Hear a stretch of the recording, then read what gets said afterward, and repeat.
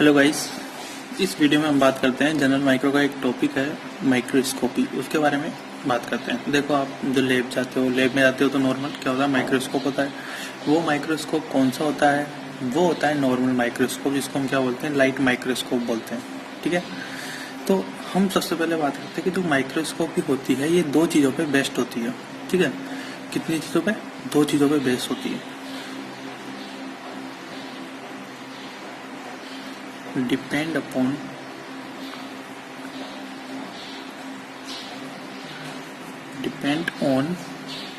To thing. ठीक है, एक तो होती है कौन सी, मैग्निफिकेशन, और एक होता है कौन सा, रिजोल्यूशन। एक तो हम बात करते हैं मैग्निफिकेशन के बारे में, और एक है कौन सा, रिजोल्यूशन। ठीक है, अब देखो मैग्निफिकेशन क्या होता है। मैग्निफिकेशन का मतलब है कि मान लो कोई ऐसी चीज होती है जिससे जो आपकी नेक्ड आई से दिखती नहीं है, तो उन चीजों को क्या करता है, मैग्नीफाई करके, बड़ा करके दिखाता है।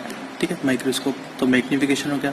और दूसरी काम ये करता है, रिजोल्यूशन का काम करता है। रिजोल्यूशन का मतलब ये है कि मान लो कोई ये दो पॉइंट है, आपको दिख नहीं रही है दो पॉइंट कितनी दूर है, क्या है, बट माइक्रोस्कोप इनके बीच में क्या करता है, डिस्टेंस करके बताता है, मतलब क्लियर करके बताता है। तो रिजोल्यूशन का मतलब क्या होता है? रिजोल्यूशन का मतलब होता है ability to distinguish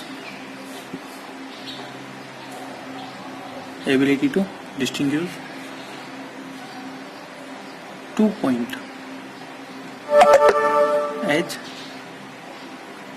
separated. Clear? ये दो काम करता है यहाँ से। ठीक है, अब हम बात करते हैं हमारी आँख के बारे में। ठीक है, आँख भी क्या है, टाइप से लेंस है। तो हम बात करते हैं रेजोल्यूशन पावर के बारे में। देखो, रेजोल्यूशन पावर की बात करें तो ये इम्पोर्टेंट है कि जो यहाँ पे लिखता हूँ मैं, ठीक, रेजोल्यूशन, अगर मैं सबसे पहले बात करता हूँ हमारी आँख का, आई जो होती है ह्यूमन आई, अगर नॉर्मल ह्यूमन आई है, ठीक है, तो उसका रेजोल्यूशन पावर कितना होता है, 0.2 mm। क्लियर? अगर सपोज दैट लाइट माइक्रोस्कोप है,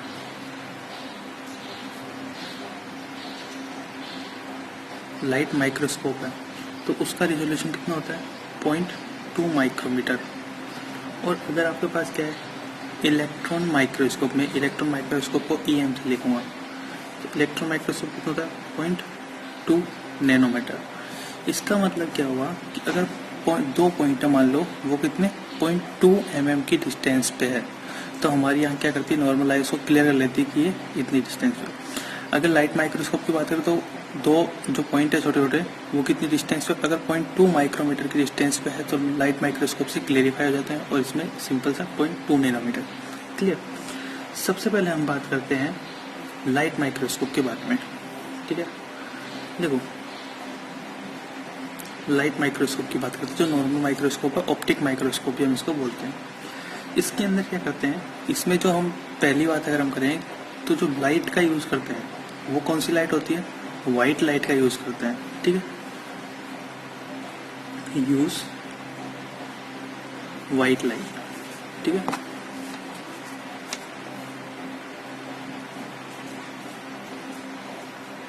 एज ए सोर्स। ठीक है, सोर्स के रूप में क्या करते हैं, व्हाइट लाइट का यूज करते हैं। अब जो व्हाइट लाइट है उसका यूज करते हैं, बट व्हाइट लाइट भी कौन सी व्हाइट लाइट, सिंपल सी बात होती है कि जो लाइट माइक्रोस्कोप होता है उसमें क्या होता है, नीचे की साइड एक लाइट सोर्स होता है, वहां से लाइट आती है और लेंस में होकर के क्या करती है, मतलब लेंस तक आती है, तो उसमें क्या होती है, ट्रांसमिट होके आती है। मतलब क्या होती है, ट्रांसमिशन का मतलब क्या होता है कि सपोज दैट एक सरफेस है, यहाँ से आप लाइट गिराओगे तो वो दूसरे वाले मीडियम के अंदर जा रही है, तो जो दूसरे वाले मीडियम में जा रही है, एक मीडियम से दूसरे वाले मीडियम में जो जा रही है, वो वाली लाइट क्या होगी, ट्रांसमिट लाइट। तो मतलब लाइट माइक्रोस्कोप में किसका यूज करते हैं, ट्रांसमिटेड लाइट का यूज करते हैं। ठीक है, व्हाइट लाइट में भी कौन सा पार्ट, ट्रांसमिटेड वाला पार्ट। ठीक है, पहली बात समझ आएगी। देखो लाइट माइक्रोस्कोप जो होता है, लाइट माइक्रोस्कोप का हम यूज किस किस में करते हैं?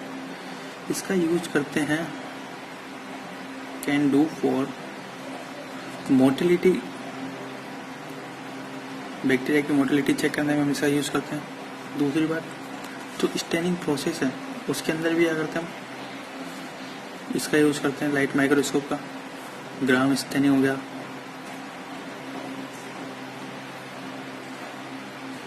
एंड एसिड फास्ट मतलब जेडन स्टेन हो गया, एसिड फास्ट स्टेनिंग, इसका यूज करते हैं। ठीक है, तो इनमें क्या करते हैं? ग्राम स्टेनिंग करी, इसके बाद क्या करते हैं? उसको जो है ऑयल इमर्जन में लाइट माइक्रोस्कोप में देखते हैं। क्लियर? अब देखो इसमें क्या होता है कि जो लाइट माइक्रोस्कोप होता है इसमें जो आई पीस होता है, ठीक है, आई पीस वाला जो लेंस होता है उसका मैग्निफिकेशन पावर कितना होता है? 100x। ठीक है, जो आई पीस होता है, आई पीस का कितना होता है? 10x, सॉरी आई पीस का होता है 10x। और जो ऑब्जेक्टिव लेंस है, ऑब्जेक्टिव लेंस क्या होते हैं? 4 टाइप के होते हैं, 4x होता है, 10x होता है, 40x होता है और 100x होता है। मतलब मैक्सिमम कितना हो गया? 100x। तो जो ऑब्जेक्टिव लेंस है वो कितना होता है? मैक्सिमम इसकी मैग्निफिकेशन पावर कितनी होती है? 100x की। मतलब अगर मैं बात करूं तो जो लाइट माइक्रोस्कोप होता है इसका हाईएस्ट मैग्निफिकेशन पावर कितना होता है? आप आई पीस को किससे मल्टीप्लाई कर दो? मैक्सिमम पावर जो है ऑब्जेक्टिव लेंस की उससे। तो इसका जो HITH हाईएस्ट मैग्निफिकेशन पावर है या मैग्निफिकेशन है वो कितनी होती है? Achieved 1000x। मतलब किसी पार्टिकल है या कोई बैक्टीरिया है उसको 1000 टाइम उसकी साइज को मल्टीप्लाई करके क्या करता है? दिखाता है। ठीक है, देखो मोटिलिटी के अंदर क्या करते हैं? जो लाइट माइक्रोस्कोप का यूज करते हैं इसको हम मोटिलिटी को क्या हैंगिंग ड्रॉप मेथड के द्वारा इसके अंदर चेक करते हैं। ठीक है, मैंने बताया था, आप फ्लैजिला वाले वीडियो को देखोगे तो वहाँ पे आपको क्लियर हो जाएगा। क्लियर? ये आपके लाइट माइक्रोस्कोप की जो मेन बातें हैं वो हुई। अब हम सेकेंड पे बात करते हैं फेज कॉन्ट्रास्ट माइक्रोस्कोप। आपको पता है फेज कॉन्ट्रास्ट माइक्रोस्कोप में माइक्रोस्कोप का किसमें यूज लेते हैं? फ्लैजिला के अंदर। ये बात ही मैंने बताई थी कि इसका यूज जो है मोटिलिटी को चेक करने में करते हैं। ठीक है, then can see motility of bacteria. Clear? अब इसमें क्या होता है, ये जो फेज कॉन्ट्रास्ट माइक्रोस्कोप होता है इसमें जो लाइट होती है ना वो क्या होती है? अलग अलग फेज डिफरेंस में क्या होती है? इमर्ज होती है। ठीक है, मतलब जो लाइट होती है वो अलग अलग फेज डिफरेंस में इमर्ज होती है। ठीक है, और ये जो अलग अलग फेज डिफरेंस की लाइट होती है वो माइक्रोस्कोप में क्या होती है? यूज ली जाती है। ठीक है, तो हम बोलेंगे कि light emerge in different phases. Clear? और ये जो Teej different phases use in microscope.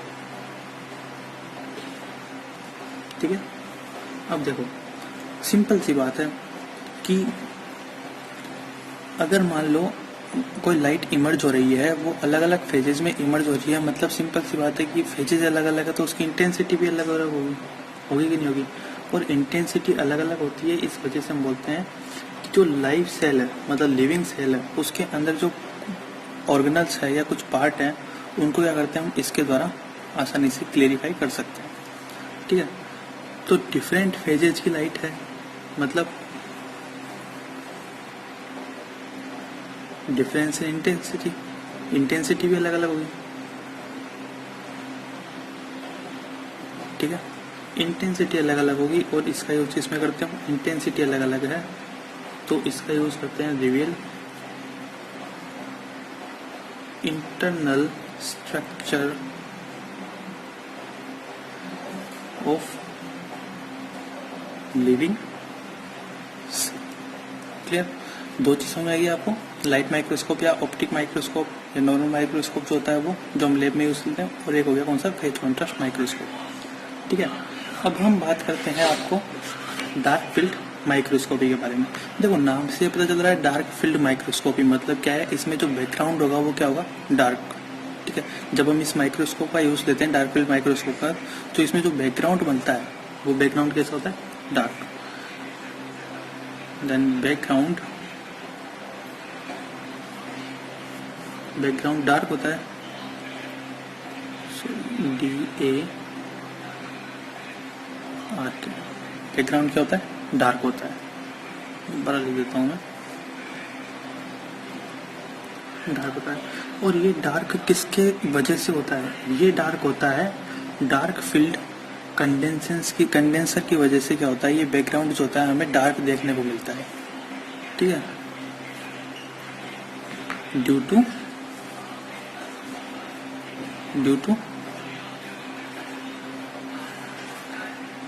Dark field condenser. ठीक है, और देखो मैंने अभी थोड़ी देर पहले बताया था आपको यहाँ पर कि इसमें क्या होता है, ट्रांसमिटेड जो लाइट माइक्रोस्कोप होता है उसमें कौन सी लाइट का यूज करते हैं, ट्रांसमिटेड लाइट का। बट अगर मैं डार्क फील्ड माइक्रोस्कोपी की बात करता हूँ तो यहाँ पे कौन सी लाइट का यूज करते हैं, यहाँ पे यूज करते हैं हम रिफ्लेक्टेड लाइट का। ठीक है, किसका यूज करते हैं, रिफ्लेक्टेड लाइट का।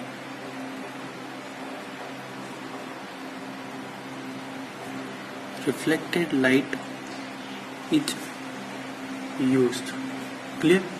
और ये जो डार्क फील्ड माइक्रोस्कोपी होता है ये हम मेनली किसके लिए लेते हैं, हम स्पायरोचिट्स जो होते हैं उनको देखने के लिए हम डार्क फील्ड माइक्रोस्कोपी का मेनली क्या करते हैं, यूज लेते हैं। ठीक है, विजुअलाइज स्पायरोचिट्स। क्लियर। अब मैं बात करता हूँ आपके पास फ्लोरोसेंट माइक्रोस्कोपी।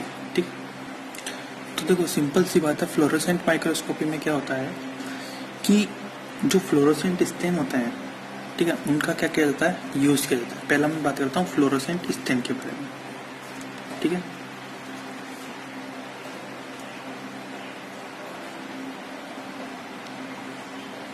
Fluorescent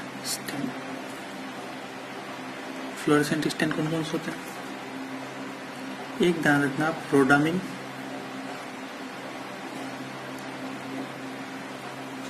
and ओरामिन। ये जो फ्लोरोसेंट स्टेन होता है रोडामिन और ओरामिन, ये हम यूज लेते हैं किसके लिए, माइकोबैक्टीरियम ट्यूबरक्लोसिस के लिए। ठीक है, माइकोबैक्टीरियम ट्यूबरक्लोसिस के लिए। क्लियर। दूसरा अगर मैं बात करता हूँ कैल्कोफ्लोर वाइट जो होता है, क्या होता है, कैल्कोफ्लोर वाइट, इसका यूज लेते हैं हम किसके लिए, फंगस के लिए। कैल्कोफ्लोर वाइट, ठीक है, इसका यूज किसके लेते हैं, फंगस को देखने के लिए। और एक होता है कौन सा, एक्रिडिन ऑरेंज।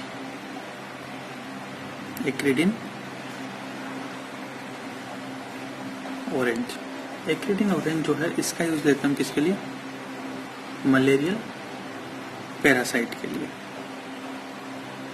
ठीक है गाइस, अब देखो ध्यान रखना, तो हम क्या करते हैं कि ये जो फ्लोरोसेंट स्टेन है इनसे क्या करते हैं, बैक्टीरिया को या जिसको भी हमें देखना है अंडर द माइक्रोस्कोप, उससे क्या करते हैं, स्टेन कराते हैं। अब स्टेन कराने के बाद क्या होता है, स्टेन कराने के बाद इस पर क्या करते हैं, अल्ट्रावायलेट रेज डालते हैं। तो जब अल्ट्रावायलेट रेज इन फ्लोरोसेंट स्टेन पे गिरती है, मतलब जो फ्लोरोसेंट सब्सटेंस है इन पर गिरती है, तो जो इनविजिबल लाइट है उसकी वेवलेंथ क्या होती है, बढ़ती है। ठीक है, और जब वेवलेंथ बढ़ती है तो उससे क्या होती है, चमक उत्पन्न होती है, और उस चमक के थ्रू हम क्या करते हैं, जो बैक्टीरिया है या फंगस है जो भी है, मलेरिया पैरासाइट, उसको क्या करते हैं, देखते हैं अंडर द माइक्रोस्कोप। क्लियर। तो हम क्या बोलेंगे, when ultraviolet rays fall on fluorescent substance, जो कि फ्लोरेसेंट स्टेन है। ठीक है, तो उससे क्या होता है, उससे होता है कि जो वेवलेंथ है इनविजिबल लाइट की wavelength of invisible light increase and it become luminous। ठीक है गाइस, तो ये आपके फ्लोरोसेंट जो माइक्रोस्कोपी है इसकी बात है। लास्ट हम बात करते हैं इलेक्ट्रॉन माइक्रोस्कोप के बारे में। देखो, इलेक्ट्रॉन माइक्रोस्कोप की ये बात होती है कि जो इसकी रिजोल्यूशन पावर होती है, मैंने बताया था नैनोमीटर में होती है और मैक्सिमम होती है इसकी रिजोल्यूशन पावर। ठीक है, तो इलेक्ट्रॉन माइक्रोस्कोप की पहली बात तो क्या हुई कि इसकी मैक्सिमम रिजोल्यूशन पावर होती है। ठीक है, मैक्सिमम रिजोल्यूशन पावर होती है। क्लियर? और मैक्सिमम रिजोल्यूशन पावर कितनी होती है? 0.2 नैनोमीटर। ठीक है, 0.2 नैनोमीटर होती है। अब ध्यान रखना कि जो इलेक्ट्रॉन माइक्रोस्कोप होता है इसमें हम कोई लाइट का यूज नहीं करते। इन सब में हम क्या कर रहे थे? लाइट का यूज कर रहे थे। बट इलेक्ट्रॉन माइक्रोस्कोप में हम लाइट का यूज नहीं करते। लाइट की बजाय किसका यूज करते हैं? इलेक्ट्रॉन का यूज करते हैं। ठीक है, तो instead of light beam of electron is used। पहली बात समझ आई। दूसरी बात हम करते हैं कि जो अब क्या है, जैसे क्या होती है, इसमें एक ट्यूब टाइप से होती है। ठीक है, बहुत बड़ा होता है इलेक्ट्रॉन माइक्रोस्कोप, इसमें ट्यूब टाइप से होती है। और इसमें क्या होता है, पूरे में वैक्यूम होता है। मतलब जो वैक्यूम है, वैक्यूम कंडीशन इसके लिए बहुत ज़्यादा ज़रूरी है। ठीक है, तो मैं यहाँ पे लिख देता हूँ, उस ट्यूब के अंदर पूरा वैक्यूम होना चाहिए। Vacuum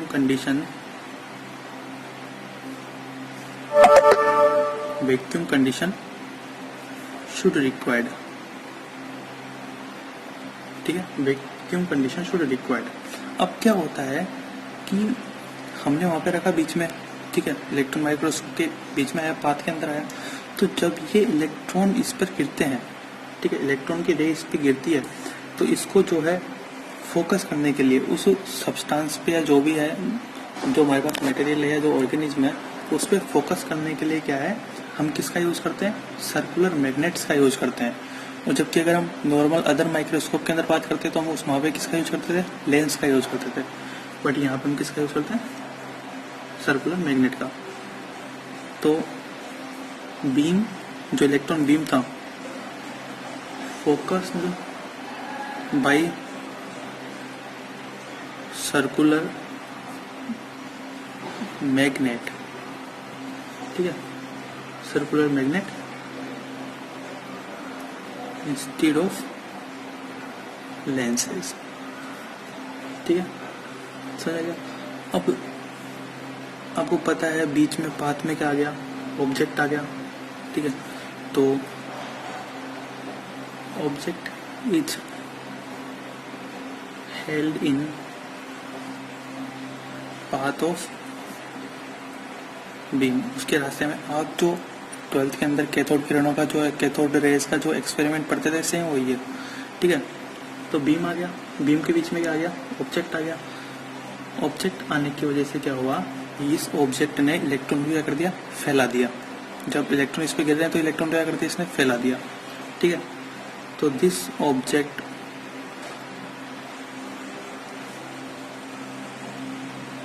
scattered the electrons. ठीक है, और इलेक्ट्रॉन को फैलाने की वजह से क्या हुआ कि जो इमेज है पीछे की साइड क्या होता है? एक फ्लोरेसेंट स्क्रीन होती है। ठीक है, तो उस पर क्या होगा? इसकी इमेज बनती है। जो ऑब्जेक्ट है उसकी इमेज कहाँ बनती है? इसके पीछे की साइड क्या होती है? एक स्क्रीन लगी हुई होती है। वहाँ पे क्या होता है? फ्लोरेसेंट सब्सटेंस उस पर लगे होते हैं स्क्रीन पर, तो वहाँ पे उसकी इसकी इमेज बनती है। क्लियर? तो image is formed on fluorescent wing screen। Clear guys? तो ये इसके अंदर होता है। अब देखो यहाँ पे करते हैं कि जो इलेक्ट्रॉन माइक्रोस्कोप होता है ना, ये ऑप्टिकल माइक्रोस्कोप से 1000 टाइम ज़्यादा, ठीक है, 1000 टाइम बेटर होता है। क्यों? क्योंकि इसकी रेजोल्यूशन पावर क्या होती है? बहुत ज़्यादा होती है। क्लियर। उसकी कितनी थी 0.2 माइक्रोमीटर, इसकी कितनी है 0.2 नैनोमीटर। 3 का डिफरेंस आ रहा है, ठीक है। 10 to the power -6, 10 to the power -9, 3 का डिफरेंस आ रहा है, 3 0 का मतलब क्या होता है 1000 टाइम ज़्यादा पावरफुल होता है या जो है बेटर होता है। क्लियर। तो ये आपके जो है माइक्रोस्कोप की बातें हैं। देखो भाई ये तो मेन जो है माइक्रोस्कोप है, इसके अंदर 2 बातें और हैं, अगर आप उनको सुनना चाहो तो मैं बोल देता हूँ कि 2 स्पेशल टाइप के होते हैं माइक्रोस्कोप होते हैं, ठीक है। एक होता है इंटरफेरेंस माइक्रोस्कोप और एक होता है कौन सा पोलराइजेशन माइक्रोस्कोप, ठीक है। इतना इसको याद करने की जरूरत नहीं है, बस ध्यान रखना कि इंटरफेरेंस माइक्रोस्कोप होता है और एक क्या होता है पोलराइजेशन माइक्रोस्कोप होता है। इनके द्वारा हम क्या करते हैं कि जो सेल के अंदर के कॉन्स्टिट्यूएंट्स हैं या ऑर्गेनल्स हैं उनको क्या करते हैं देखते हैं, ठीक है। थैंक यू गाइज, ये आपका जो है माइक्रोस्कोप का टॉपिक कंप्लीट होता है। देन गाइज अगर आपको ये वीडियो हेल्पफुल लगती है तो प्लीज़ हमारे चैनल को सब्सक्राइब करें और जिसको जितना हो सके उतना शेयर करें। Thank you.